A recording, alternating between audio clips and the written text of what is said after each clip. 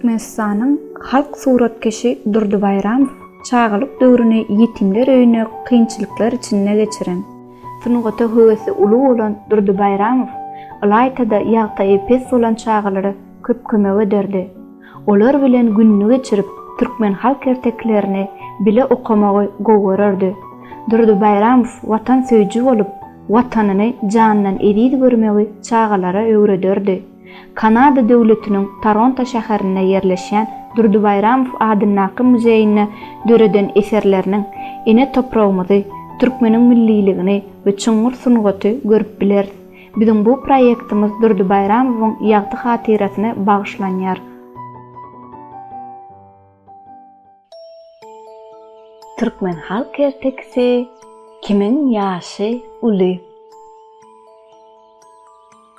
Bir var eken, bir ýok eken, bir tilki, bir möjük we bir kirpi var eken.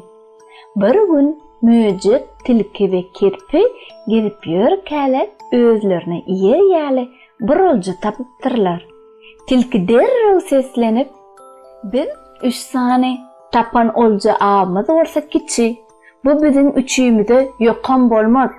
Şonuň üçin gelin kimiň ýaşy uly bolsa, şol hem oljany iýsin.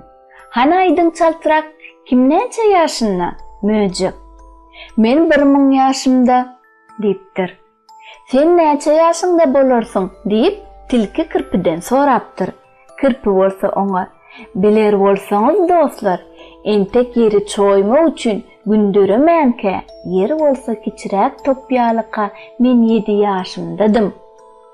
Muny eşden tilki uly bilen perýad edip aglap başlapdyr.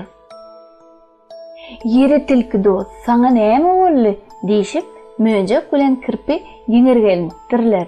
Tilki hem, "Wah, nädip men aglamaýyn, köýne derdimi gozgadyňyz. Yer ýüzi ýaňy dörän wagty, keramatly nurly gün bolsa entek dörem edip wagty meniň 2 sany 9 ýaşly ogullarmy ogurladylar" diýip doğrudan horkullap düşündiripdir. Möjük bilen kirpi özleriniň tilkiden kiçidiklerini bilip, alaşdyk ýagdaýda tilkini köşeşdirip oljany oňa bermeli bolupdyrlar.